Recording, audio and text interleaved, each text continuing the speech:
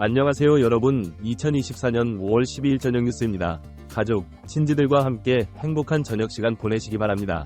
최근 손흥민의 벌리전 활약상이 영국 축구계에서 화제가 되고 있습니다. 이는 벌리전 결승골의 주인공인 미키 반더베이크 때문인데요. 그는 놀랍게도 자신의 공을 대부분 주장 손흥민에게 돌리며 손흥민의 활약이 없었다면 팀이 패배했을 것이라고 말했습니다. 또한 그는 경기장 뒤에서 보면 경기 전체를 한눈에 파악할 수 있는데 특히 손흥민의 영향력이 실로 대단했다고 덧붙였습니다. 실제로 이날 손흥민은 5번의 득점 기회를 창출했고 드리블 성공률 100% 기록하며 승리를 이끌었습니다. 축구 전문가들 역시 손흥민이 측면으로 이동한 이후 토트넘의 공격이 살아났다고 분석하며 이번 승리의 1등 공신은 손흥민이라는데 많은 축구 팬들의 궁금증을 자아내고 있는데요. 반더베이크 음악 반응 발빠른 뉴스에서 지금 바로 알아보겠습니다. 토트넘 호스퍼 스타디움에서 열린 프리미어리그 37라운드 토트넘은 4위 탈란 위에 반드시 승리해야 하는 상황에서 벌리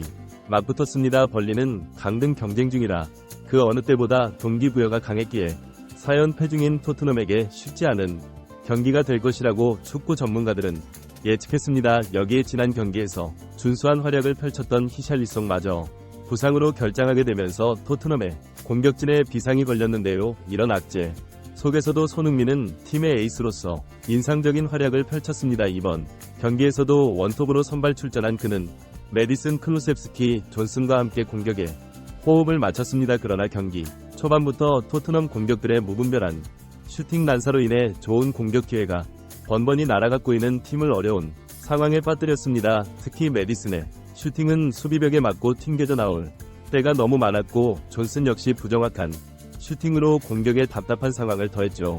이러한 상황 속에서도 손흥민은 할 수 있는 최선의 플레이를 보여주며 중계진으로 극찬을 받았습니다. 손흥민은 토트넘의 수비 상황에서 공중볼 경합으로 볼을 따낸 후 클로스에게 전달한 그의 패스 덕분에 토트넘은 순식간에 좋은 역습 기회를 맞이했습니다. 손흥민은 엄청난 스피드로 벌리의 빈 공간을 질주했습니다. 손흥민에게 공이 연결된다면 득점할 수 있는 절호의 찬스였다. SAM키의 속도가 너무나 느려서 공격 템포가 늦춰졌고 결국 수비수들이 올라올 시간을 벌어주면서 패스는 가로막히고 말았습니다. 이날 손흥민은 수비수들의 집중 견제를 받는 상황 속에서도 빈 공간을 활용하며 훌륭한 연계 플레이를 선보였습니다. 특히 수비수의 명에게 둘러싸인 상황에서도 클루셉스키에게 정확한 패스를 찔러주는 장면이 인상적이었는데 그러나 클루셉스키 크로스는 부정확했고 공은 그대로 키퍼의 손에 들어가고 말았습니다. 이를 지켜보던 영국의 축구 전문가 제이미 캐러건은 토트넘의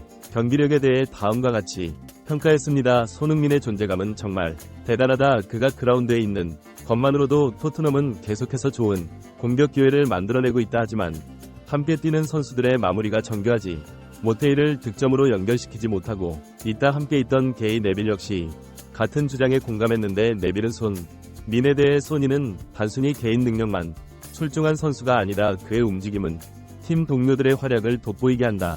수비수들이 그에게 쏠리다 보니 다른 선수들에게 공간이 생기고 이를 활용할 기회가 많아진다라며 손흥민은 토트넘 공격의 핵심이 되고 있다고 설명했습니다. 한편 또 다른 축구 전문가인 오원 하그리브 스는 손흥민의 플레이 스타일이 오히려 토트넘 팀에 부정적인 영향을 미치고 있다고 주장했습니다. 그는 손흥민의 이타적인 플레이로 인해 토트넘 선수들의 무분별한 슈팅 시도가 더욱 심해진다고 지적했는데요. 실제로 이날 경기에서 손흥민은 슈팅 기회를 거의 얻지 못해 기대 득점 값이 0.18 그쳤는데 이는 동료들로부터 제대로 된 패스를 단 한 번도 받지 못했음을 의미합니다. 이런 상황에서 답답함을 감추지 못한 손흥민은 손을 들어 패스를 요구하기도 했지만 돌아오는 것은 메디슨의 수비벽을 강타하는 슈터리뿐이었습니다. 심지어 페드로 포로는 노마크 바로 옆에 서 있는 손흥민을 보고도 직접 슈팅을 시도하는 모습을 보였는데요. 오원 하드리브스는 이러한 문제들이 토의 경기력을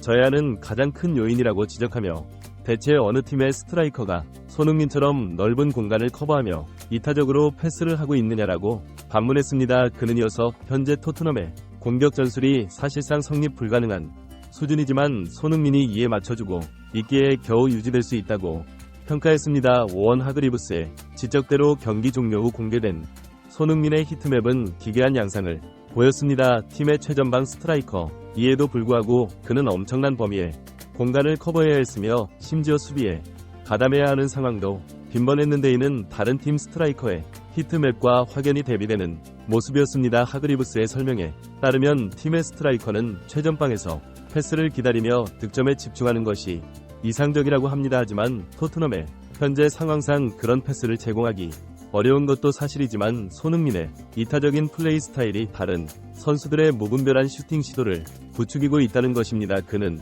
포스테코글루 감독이 문제를 방치한다면 토트넘의 미래가 밝지 않을 것이라고 우려를 했습니다. 그런데 놀랍게도 토트넘 선수 중에 문제에 대해 지적하는 사람이 있었으니 바로 이번 경기 승리의 주역 미키 반더베이크, 올해의 선수로 선정되었으며 손흥민을 자신의 멘토라고 밝혔던 선수인데요. 리그에서 가장 빠른 수비수 중 한 명으로 손꼽히는 반더베이크, 물론 결승골까지 터뜨리며 토트넘 팬들을 열광시켰습니다. 하지만 경기 후 반더베이크 부담스러운 듯 자신의 공을 손흥민에게 돌리는 모습을 보였습니다.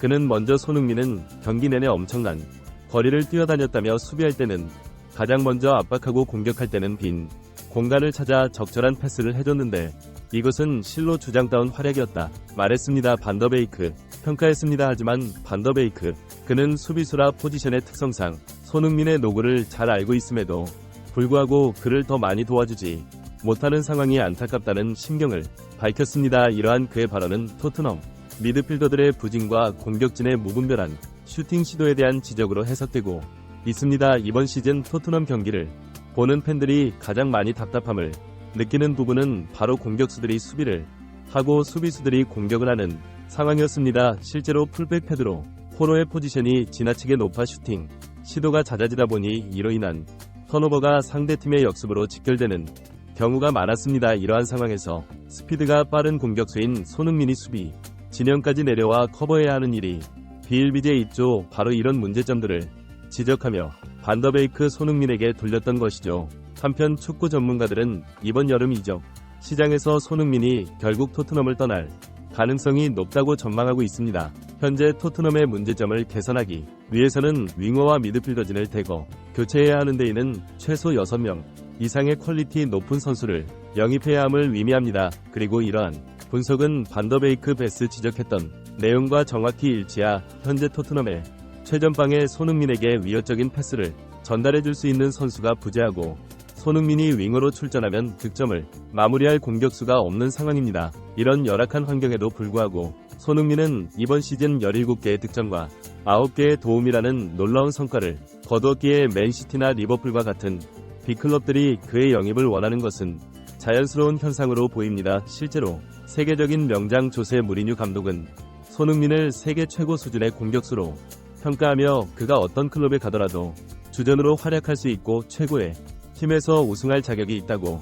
언급했습니다. 무리뉴 감독의 이러한 발언은 토트넘과의 재계약을 거부하고 이적을 준비 중인 손흥민을 향한 직접적인 조언으로 해석되었습니다. 이제 손흥민 선수는 토트넘을 떠나 다음 시즌 새로운 커리어 도전을 준비하고 있습니다. 그가 더 나은 구단으로 이적해 멋진 활약 펼칠 것을 믿어 의심치 않으며 손흥민 선수의 성공적인 이적을 간절히 응원하겠습니다. 이상 발빠른 뉴스였습니다.